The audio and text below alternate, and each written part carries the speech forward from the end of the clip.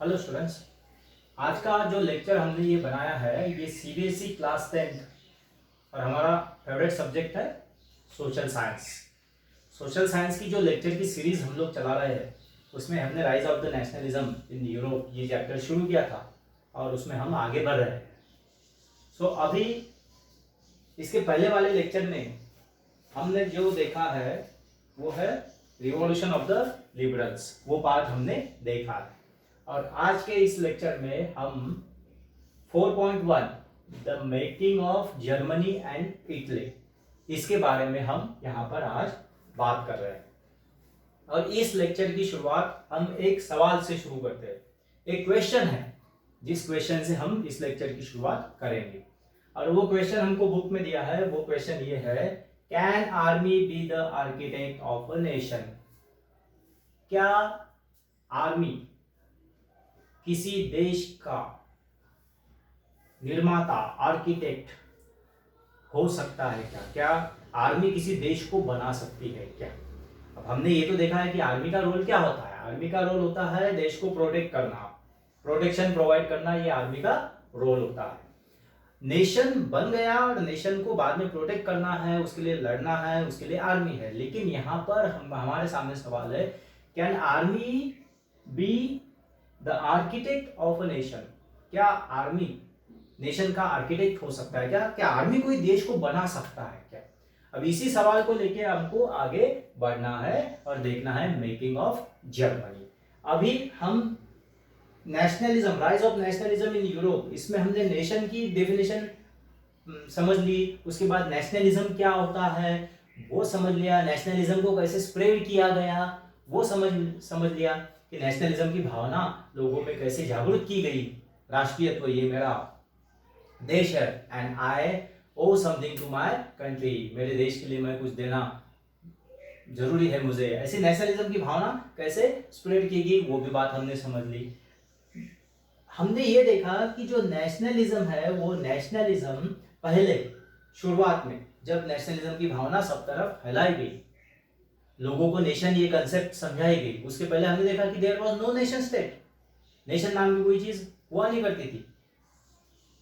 पहले लोगों को नेशन क्या होता है वो बताया गया, फिर उसके बाद लोगों के मन में देशभक्ति की भावना, नेशनलिज्म की भावना भी जागरूक की गई। तो पहले ये जो नेशनलिज्म की भावना थी, ये नेशनलिज्म की भावना that was related with these two things. लोगों में देशभक्ति, नेशनलिज्म क्यों जागरूक किया गया?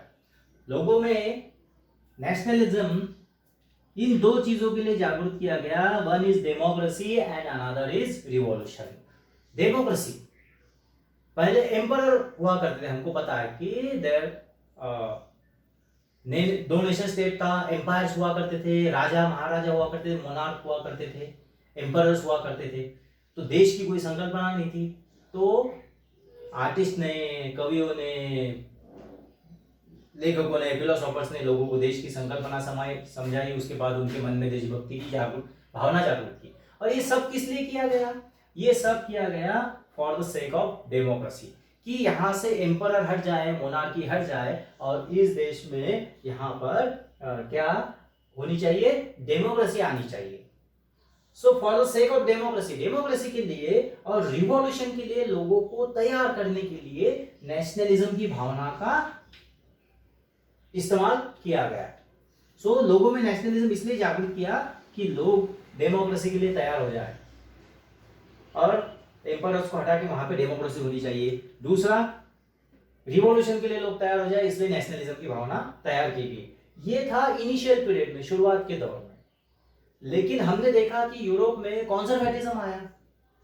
कॉन्जर्वेटिज्म में ऐसे कुछ लोग थे, ऐसे कुछ फिलोसोफर्स थे, ऐसे कुछ थिंकर्स थे जिनको लगता था कि नहीं, ये डेमोक्रेसी और लोगों का राज, रिप्रेजेंटेशन, ये सब बकवास है। ये पुराने तरीके से ही राज चलना चाहिए, फिर से राजा आने चाहिए, मोनार्क्स होने चाहिए और उसी तरीके से ओल्ड ऑर्डर, जिसको हम बोलते हैं ओल्ड ऑर्डर, पुराना तरीके से ही राज चलना चाहिए। ऐसे सोचने वाले कुछ लोग थे, उनको हम बोलते हैं कॉन्जर्वेटिज्म। उन्होंने जो विचारधारा चलाई उस विचारधारा को हम बोलते हैं कॉन्जर्वेटिज्म। तो ये कॉन्जर्वेटिज्म विचारधारा चलाने वाले जो लोग थे, उन्होंने क्या किया? उन्होंने ये नेशनलिज्म की ये जो भावना थी जो डेमोक्रेसी और रिवॉल्यूशन से जुड़ी हुई थी, इस नेशनलिज्म को भावना को उन्होंने हाईजैक कर लिया, उसका अपहरण कर लिया और उन्होंने क्या किया, नेशनलिज्म की भावना लोगों में जागरूक रखी। लेकिन अब नेशनलिज्म की भावना उन्होंने लोगों में अलग कारणों से जागरूक की। अब उन्होंने नेशनलिज्म की भावना को अलग रीजन से जोड़ दिया। अब उन्होंने नेशनलिज्म का इस्तेमाल करने लगे, किस चीज के लिए करने लगे, स्टेट पावर के लिए, कि अपना राज्य है, अपना राज्य, मेरा राजा, मेरा मोनार्क, मेरा एम्परर, इसका ज्यादा से ज्यादा एरिया पर, ज्यादा से ज्यादा जमीन पर कब्जा होना चाहिए। सो उन्होंने जो नेशनलिज्म की भावना डेमोक्रेसी से जुड़ी हुई थी उसको तोड़ दिया और नेशनलिज्म की भावना को स्टेट पावर से जोड़ा। कंजर्वेटिज्म वाले जो लोग थे उन्होंने नेशनलिज्म की भावना को स्टेट पावर से जोड़ा और उन्होंने नेशनलिज्म को भावना को पॉलिटिकल डोमिनियन से जोड़ा। Political dominion, what is political dominion? एक कंट्री या एक एम्पायर दूसरे टेरिटरी पर, दूसरे जमीन पर जाकर कब्जा कर रहा है और कब्जा करके वहां पर अपना राज फैला रहा है। पॉलिटिकल सुप्रीमेसी वहां पर वो क्या कर रहा है, अपनी खुद की पॉलिटिकल सुप्रीमेसी वहां पे ला रहा है।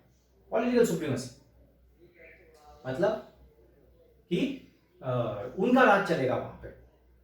सो नेशनलिज्म की भावना that was related with democracy and revolution। Conservatism वालों ने क्या किया, उन्होंने नेशनलिज्म की भावना को स्टेट पावर से और पॉलिटिकल डोमिनियन, ज्यादा से ज्यादा राज्य को जीतना, ज्यादा से ज्यादा एरियाज को अपने एम्पायर में जोड़ना, उससे उन्होंने नेशनलिज्म की भावना को जोड़ दिया। सो अब नेशनलिज्म का मतलब भी बदल दिया उन लोगों ने। नेशनलिज्म मतलब क्या, कि मेरे एम्पायर के पास ज्यादा से ज्यादा जमीन होनी चाहिए, स्टेट पावर मेरी बढ़नी चाहिए, ये होगी नेशनलिज्म की भावना। तो इन दिस केस हमने ये देखा कि वहां पे कुछ ऐसे ग्रुप्स थे, कुछ ऐसे लोग थे कि जो लोग अभी भी, वो लोग क्या कर रहे थे, वो लोग अभी भी डेमोक्रेसी के लिए, लिबर्टी के लिए वो लोग लड़ रहे थे। जैसे कि हमने कल देखा था कि मिडिल क्लास जो था, जर्मनी का मिडिल क्लास, पिछले लेक्चर में हमने देखा इसके बारे में। ये सारे लेक्चर जो है यूट्यूब पर अवेलेबल है, यू कैन सर्च इट। सारे पूरे लेक्चर सीरीज सोशल साइंस की उसके ऊपर अवेलेबल है, यू कैन सर्च इट। सो उस लेक्चर में हमने देखा था कि जो मिडिल क्लास है, उस मिडिल क्लास ने क्या किया, मिडिल क्लास ने रिवॉल्यूशन किया और मिडिल क्लास ने जो रिवॉल्यूशन किया, उस रिवॉल्यूशन में उन्होंने लिबर्टी, डेमोक्रेसी लाने की कोशिश की। उन्होंने एक अपना रिप्रेजेंटेटिव भी चुने थे उन्होंने, और वो रिप्रेजेंटेटिव वहाँ पे उन्होंने सेंट पॉल चर्च में उनको बुलाया और उन्होंने बोला था कि फ्रेडरिक विलियम को बोला था कि you become the king of Germany. तो ये भी प्रयास हुआ। लेकिन ये जो मिडिल क्लास का रिवॉल्यूशन था जो 1848 में हुआ, ये मिडिल क्लास के रिवॉल्यूशन ने जर्मनी को यूनाइट करने का प्रयास किया। They tried to unite Germany, Germany को एक करने का प्रयास किया। पहले जर्मनी कैसा था, जर्मनी नाम का कोई कंट्री था नहीं। वहां पे क्या था, वहां पे प्रूशियन एम्पायर था, प्रूशिया, और प्रूशिया का एम्पायर था और वो वहां पे अलग अलग स्टेट्स को उन्होंने जीत कर अपना प्रूशियन एम्पायर वहां पर फैला के रखा था। तो जर्मनी नाम की कोई कंट्री नहीं थी। सो मिडिल क्लास ने क्या किया, मिडिल क्लास ने they tried to unite Germany.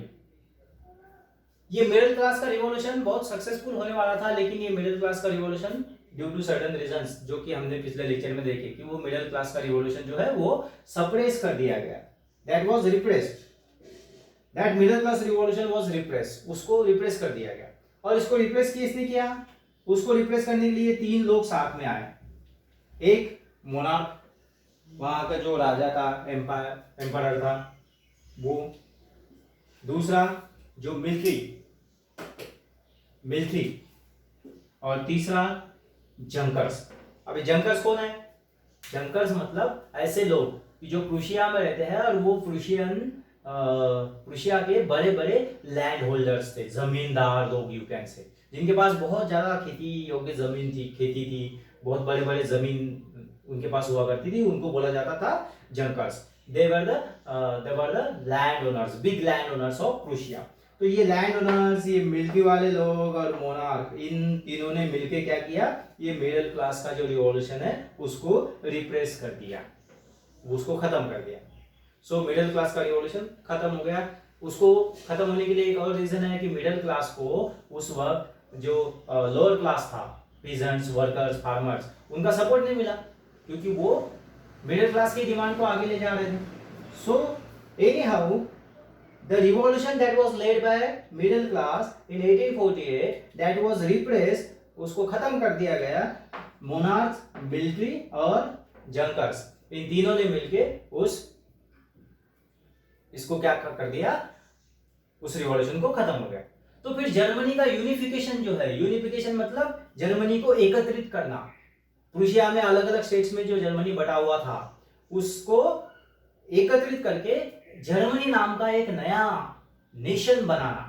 तो ये प्रोसेस अब यहां पे रुक सी गई थी, क्योंकि मिडिल क्लास ने अपने रिवॉल्यूशन से वो प्रोसेस शुरू की थी कि जर्मनी को हमको क्या करना है, यूनाइट करना है।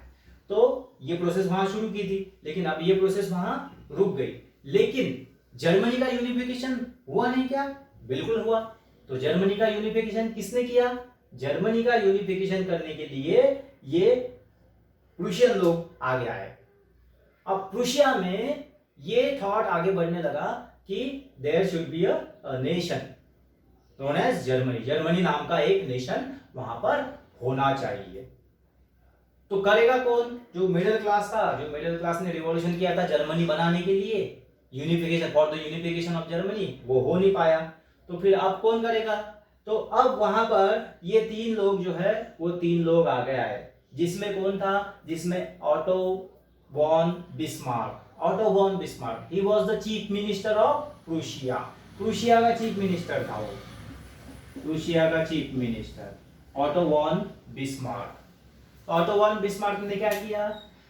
प्रोसेस शुरू किया उसने यूनिफिकेशन ऑफ जर्मनी की, जर्मनी की यूनिफिकेशन की प्रोसेस शुरू की ऑटो वॉन बिस्मार्क में। उसके साथ कौन थे? उसके साथ थी उसकी आर्मी, उसकी आर्मी थी। और उसने अपने साथ और किसको लिया? उसने अपने साथ लिया ब्यूरोक्रेसी को। ब्यूरोक्रेसी क्या होती है? ब्यूरोक्रेसी मतलब सपोज कोई एम्पायर है, कोई स्टेट है, उस स्टेट में, एम्पायर में जो नौकरदार वर्ग होते हैं, एम्प्लॉयज यू कैन से, आजकल के जमाने में हम उनको बोलेंगे एम्प्लॉयज, ऑफिसर्स, नोबल्स, सरदार, ये जो हुआ करते हैं, ऑफिसर्स है, मिलिट्री ऑफिसर्स है, एम्प्लॉयज है, ये या फिर एडमिनिस्ट्रेशन चलाने के लिए जो ऑफिसर्स लगते हैं या क्लर्क लगते हैं, काम करने के लिए, ऑफिस में काम करने के लिए लोग लगते हैं, इन सारों को मिलके हम बोल सकते हैं ब्यूरोक्रेसी। सो क्या हुआ? प्रूशिया में Bismarck, Otto von Bismarck who was the chief minister of Prussia, उसके बाद प्रूशियन आर्मी और ब्यूरोक्रेसी, इन तीनों ने मिलके जर्मनी के यूनिफिकेशन का प्रोसेस शुरू किया। अब उसके लिए उनको रास्ता आसान था क्या? नहीं, उनका रास्ता आसान नहीं था। उसके लिए उनको नियर अबाउट 7 साल में, 7 इयर्स, 7 साल में 7 इयर्स, 7 साल में उनको नियर अबाउट 3 वॉर्स, 3 युद्ध करने पड़े। एक युद्ध करना पड़ा उनको ऑस्ट्रिया के साथ, एक युद्ध करना पड़ा डेनमार्क के साथ, और एक युद्ध करना पड़ा उनको फ्रांस के साथ। So in 7 years they have to got 3 wars, 3 युद्ध उन्होंने लड़े। और ये 3 युद्ध लड़ने के बाद जो अलग अलग स्टेट्स हुआ करते थे, प्रूशियन एम्पायर में फैले हुए थे, उन सारे स्टेट्स को धीरे धीरे उन्होंने क्या किया? उन्होंने कन्विंस कर लिया और उन्होंने जर्मनी नाम का एक नेशन वहां पर बनाया। सो यहां पर हमारा जो सवाल है, can army be the architect of a nation? तो यहां पे देखो, यहां पे वैसा ही हुआ है। ये जो जर्मनी नाम का नेशन है, ये नेशन किसने बनाया? ये इन्होंने बनाया। Otto von Bismarck, he was the chief minister in Prussia, Prussia का चीफ मिनिस्टर था। आर्मी और ब्यूरोक्रेसी, ये तीनों ने मिलकर वहां पे यूनिफिकेशन ऑफ जर्मनी वो पॉसिबल करके दिखाया। उन्होंने ऑस्ट्रिया, डेनमार्क और फ्रांस के साथ 7 साल में 3 लड़ाइयां लड़ी और 3 लड़ाइयां लड़के ऑस्ट्रिया, डेनमार्क और फ्रांस को हरा दिया। और उनके कब्जे में जो एरिया था, ऑस्ट्रिया के कब्जे में, डेनमार्क के कब्जे में, फ्रांस के कब्जे में, उस एरिया को फ्री कर लिया उन्होंने और वो सारे स्टेट्स को यूनिफाई किया, उनको यूनाइट किया और इस तरीके से उन्होंने क्या किया, जर्मनी नेशन बनाया। ये जो क्वेश्चन है, can army be the architect of a nation, वही हमको यहां पर होते हुए दिखाई दे रहा है। जनवरी 1871 में, जनवरी 1871 में वहां पर मिरर हॉल, जर्मनी में जो मिरर हॉल था, उस मिरर हॉल में एक सेरेमनी हुआ। उस सेरेमनी में क्या हुआ, उस सेरेमनी में जो विलियम वन था, वो William one, he was the king of Prussia, he was declared, he was proclaimed as a German emperor। उसको वहां पर जर्मन एम्परर, जर्मनी का राजा वहां पर उसको बनाया गया। इन दिस वे एक unified Germany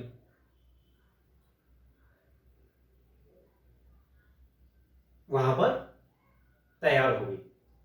in this way in the hall of mirrors in the palace of Versailles, तो वहां पे जर्मन एम्पायर वहां पे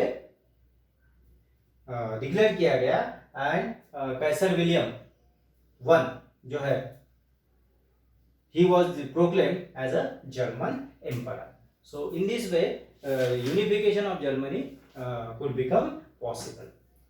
ठीक है, आप आई होप कि आपको ये इतना टॉपिक समझ में आया होगा। टॉपिक बाय टॉपिक हम आगे जाएंगे, धीरे धीरे पूरी प्रोसेस हम लोग समझ लेंगे। ओके, आज यहाँ रुकते हैं। Thank you.